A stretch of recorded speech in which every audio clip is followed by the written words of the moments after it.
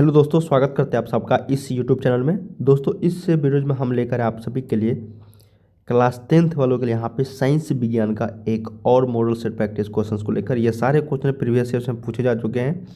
अगर आप भी क्लास 10th के छात्र हैं तो इस चैनल को जरूर सब्सक्राइब कर लीजिएगा, ताकि इसी तरह से हम लोग जैसे ही नया वीडियो कराऊंगा नए सेट को लेकर तो आप सभी को नोटिफिकेशन मिलता रहेगा। जी हाँ दोस्तों, यहाँ पे आप सभी को हर सब्जेक्ट का स्टडी मटेरियल बिल्कुल फ्री ऑफ कॉस्ट में मिलने जा रहा है। यहाँ पे starkstudy.com गूगल पे लिखिए या फिर लिंक आपको डिस्क्रिप्शन में मिल जाएंगे, तो सभी छात्र जाके जरूर प्रैक्टिस सेट कीजिए। ठीक है, चलिए हम लोग स्टार्ट करते हैं। वीडियो को लाइक करके शेयर जरूर कर देना।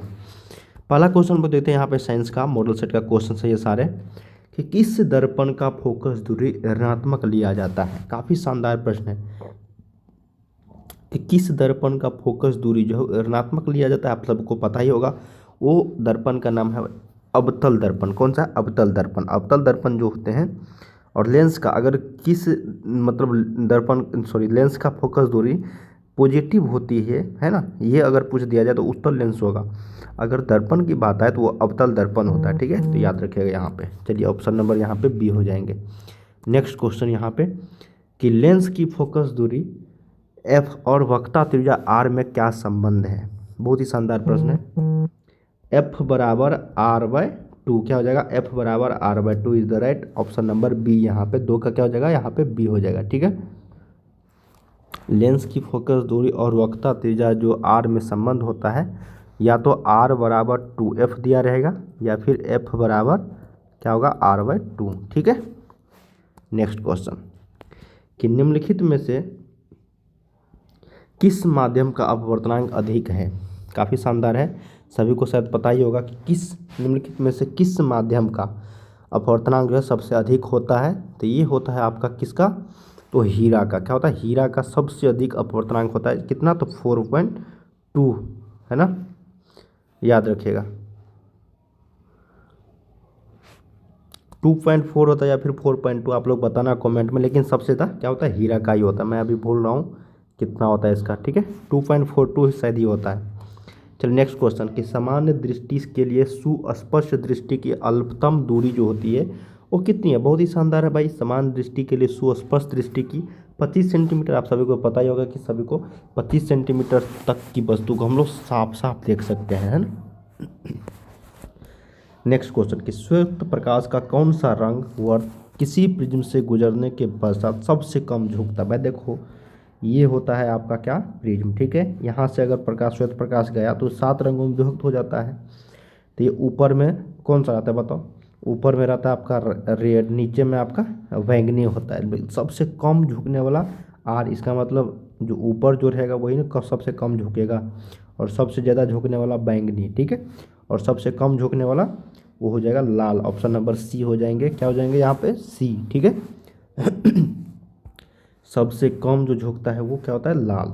नेक्स्ट क्वेश्चन, कि निकट दृष्टि को किस लेंस के उपयोग द्वारा संशोधित किया जा सकता है। काफ़ी शानदार है। निकट दृष्टि दोष को किस लेंस के उपयोग द्वारा संशोधित किया जा सकता है।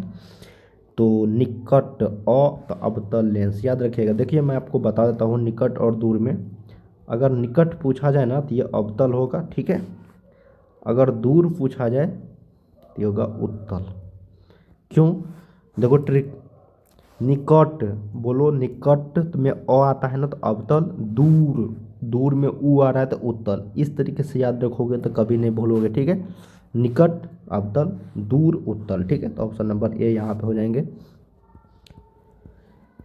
नेक्स्ट क्वेश्चन 7 नंबर की, वैद्युत प्रतिरोधकता निर्भर करता है। वैद्युत प्रतिरोधकता जो निर्भर करता है वो किस पे? चालक की लंबाई पे, चालक के अनुप्रस्थ काट क्षेत्रफल पर, या फिर चालक के पदार्थ की प्रकृति पर, या फिर इनमें से सभी पर। तो वैद्युत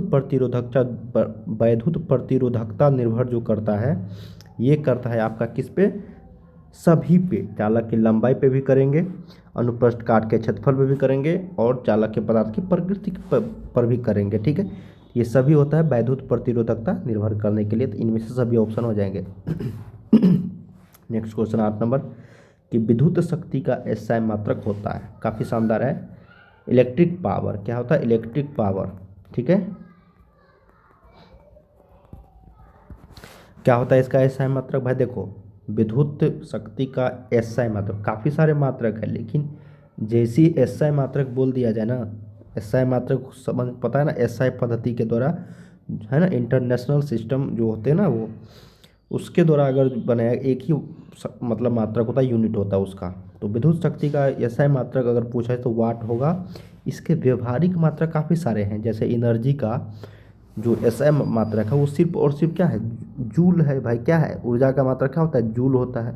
लेकिन उसके व्यवहारिक मात्रक जो होते हैं है ना, व्यापारिक मात्रक, वो काफ़ी सारे हैं। इस तरीके से याद रखिएगा, विद्युत शक्ति का एसआई मात्रक वाट, ठीक है, और इसके व्यवहारिक मात्रक काफ़ी सारे हैं। तो option number A is the right. चलिए नेक्स्ट क्वेश्चन कि एक यूनिट विद्युत ऊर्जा का मान, एक यूनिट विद्युत ऊर्जा का मान आप सभी को पता होगा 3.6 गुने 10⁻6 जूल होता है ना। अगर इसी में कभी कभी 36 गुने भाई 10⁻7 जूल दे दिया जाता है, दे दिया जाता है कि नहीं बताओ, बिल्कुल दे दिया जाता है। इस तरीके से आप लोग को याद यहाँ पे रखना है, ठीक है। चलिए, तो यहाँ पे क्या हो जाएंगे, एक यूनिट विद्युत ऊर्जा का मान हो जाएगा यहाँ पे वो 3.6 गुने 10⁻6 जूल हो जाएंगे, ठीक है। सॉरी यहाँ पे 36 गुने 10⁻5 होते हैं, 36 गुने 10⁻5, न कि 7, ठीक है। चलिए नेक्स्ट क्वेश्चन 10 नंबर कि निम्नलिखित में से कौन सा कथन सत्य नहीं है। भाई चारों कथन को पढ़ो। कहा गया है कि विद्युत जनित्र विद्युत चुम्बकीय प्रेरण पर निर्भर करता है, बिल्कुल करता है भाई। जनित्र जो होता है जनरेटर, वो विद्युत चुम्बकीय प्रेरण पर ही काम करता है, बिल्कुल सही है ये। नेक्स्ट है यहाँ पे कि विद्युत मोटर विद्युत ऊर्जा को यांत्रिक ऊर्जा में बदलता है, तो ये भी भाई सही है ना। विद्युत मोटर जो होता है वो विद्युत ऊर्जा को यांत्रिक ऊर्जा में बदलता है। नेक्स्ट है कि चुंबकीय बल रेखाएं परस्पर नहीं काटती है, बिल्कुल सही है भाई। चुंबकीय बल रेखाएं जो होती है वो एक दूसरे पर नहीं काटती है परस्पर। नेक्स्ट है कि हरे विद्युत रोधन वाला तार प्रायः विद्युन्मय तार होता है, ये गलत है। क्या है, ये गलत है। तो option number D is the right हो जाएंगे। नेक्स्ट क्वेश्चन कि फ्लेमिंग के वामहस्त नियम में बायां हाथ का मध्यमा जो संकेत करती है, वो फ्लेमिंग के वामहस्त नियम मतलब समझ रहे हो ना, बायां हाथ वाला नियम, उसमें बायां हाथ जो होता है उसका मध्यमा संकेत जो करता है, बीच वाला उंगली वो किस दिशा की ओर करता है, चालक पर आरोपित विद्युत बल की दिशा, या फिर चुंबक के क्षेत्र की दिशा, या फिर चालक में प्रभावित विद्युत धारा की दिशा, या फिर इनमें से कोई।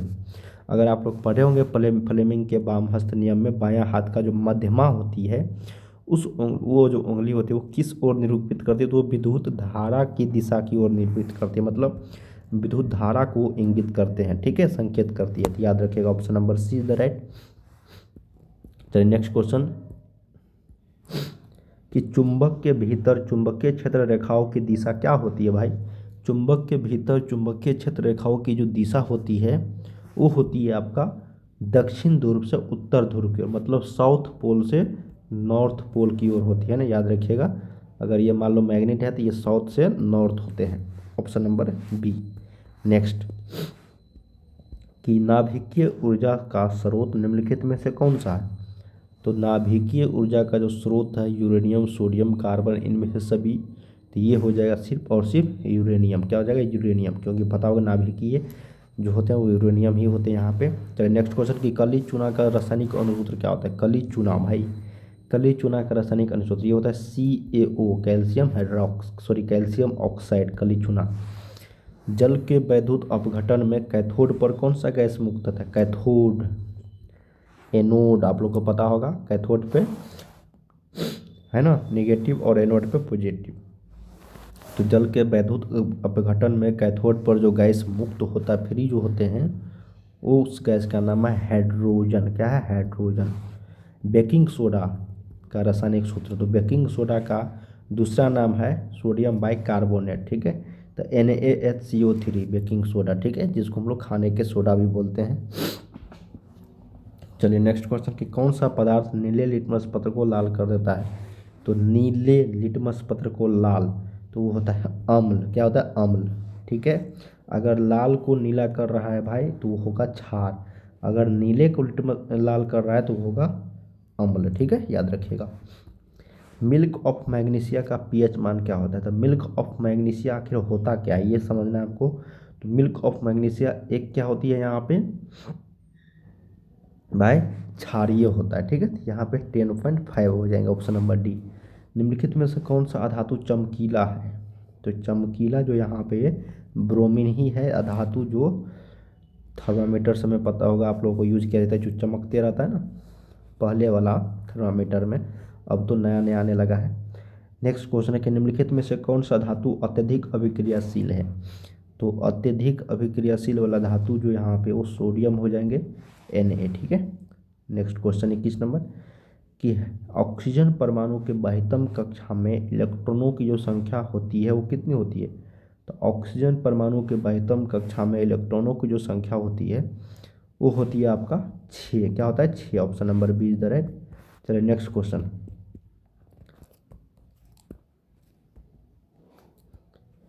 कि ब्यूटेनॉन एक कार्बनिक यौगिक है जिसका प्रक्रियात्मक समूह जो होता है वो कौन सा, मतलब वो कौन सा फंक्शनल ग्रुप का है? ब्यूटेनॉन, है ना। देखो नाम ही से पता चल रहा है कि ब्यूटेनॉन, तो इसका मतलब वो कीटोन से बना हुआ है ना, उसका फंक्शनल ग्रुप है, तो ऑप्शन नंबर सी। नेक्स्ट है कि नाइट्रोजन के 2 परमाणुओं के बीच कितने आबंध होते हैं, मतलब बॉन्ड बनते हैं? तो नाइट्रोजन के 2 परमाणुओं के बीच जो बॉन्डों की संख्या होती है वो त्रिबंध होती है, मतलब ट्राइप बॉन्ड होती है, तो ऑप्शन नंबर सी। नेक्स्ट है यहाँ पे 24 की भाई एल्कीन का जो समान सूत्र होता है वो क्या होता है? तो एल्कीन का जो समान सूत्र है यहाँ पे ये हो जाएगा आपको, एल्कीन है ना CnH2n हो जाएगा, है ना, ऑप्शन नंबर बी। नेक्स्ट है लास्ट क्वेश्चन कि आधुनिक आवर्त सारणी में आवर्तों की जो संख्या होती है वो कितनी होती है भाई? तो आधुनिक आवर्त सारणी में आवर्तों की जो संख्या होती है वो 7 होती है, और ग्रुपों की संख्या कितनी होती है? वो होता है आपका 18। ठीक है, ये ग्रुप को निरूपित करता है, और 7 जो है ये आवर्तों को। चलिए, तो दोस्तों यहाँ पे हम लोगों ने 25 क्वेश्चंस किए हैं। 25 से आगे क्वेश्चन हम लोग अगली वीडियो में कवर करेंगे। उम्मीद करते हैं इस वीडियो के माध्यम से आपको काफ़ी सारी जानकारी मिला होगा। चलिए हम लोग मिलते हैं नेक्स्ट वीडियो में। चैनल को जरूर सब्सक्राइब कर लीजिएगा ताकि नेक्स्ट पार्ट आप सभी को मिल सके। वीडियो को लाइक करके शेयर जरूर कर देना।